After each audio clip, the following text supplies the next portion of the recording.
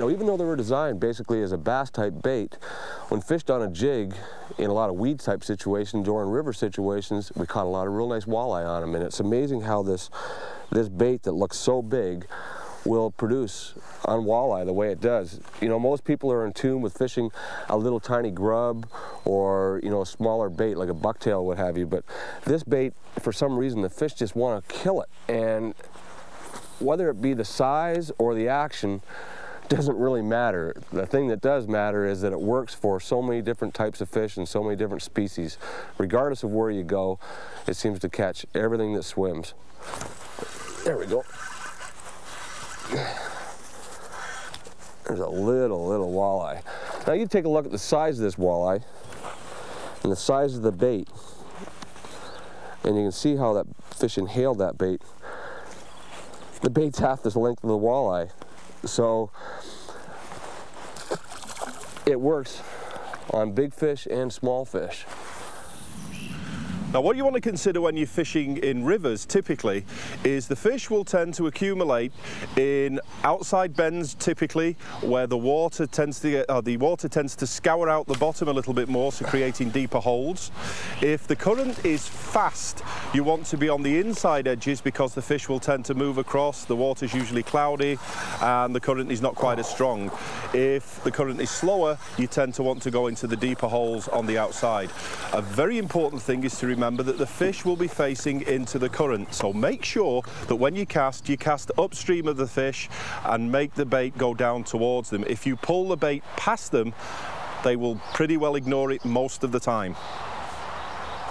And what I want to show you here is how they eat this bait. Even though it's a large bait, these walleye, they just keep jumping on it so hard, it's like they try to kill it as opposed to eat it. And they take it so far down, it's amazing. Well, pay particular attention to anything that might break the current. Rocks, logs, eddies, deeper holes, where the fish can hide and dart out and grab a passing meal. When you're fishing the baits with weight, whether it's a nose weight or a jig, what you want to do is use the lightest weight that you can get away with. The ideal is that you have the bait just ticking over the top of the rocks, but not so heavy that it will get jammed in the rocks. It just keeps working and working and working on almost every species of fish I've fished for so far. There's typical walleye.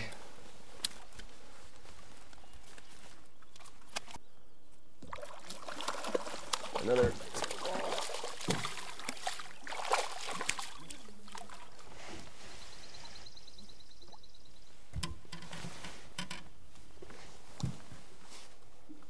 Black Mamba Fishing Systems catches fish after fish after fish. And not only do they just hit it,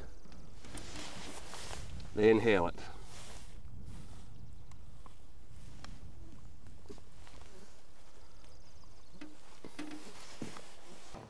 I don't know if you noticed there, but Rocky had the atomic wedgie that he was catching the walleye with rigged upside down.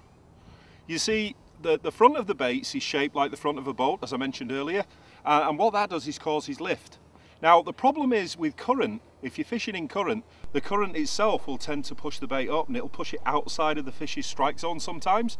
So by turning the bait upside down, what you do is you actually have the shape of the bait act in your favour, because what now happens is the current pushes the bait down.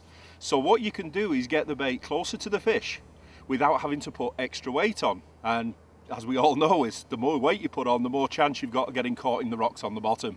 So that's a very effective way of fishing the baits, and sometimes I actually use that as well as a contrast thing, because the back of the bait is a different colour to the underside of the bait, and sometimes it allows the fish to see the bait easier too. Okay, go ahead and bring him in.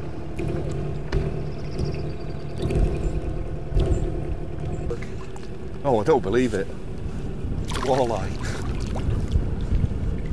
Oh, but it's tried to eat. Pull it out there.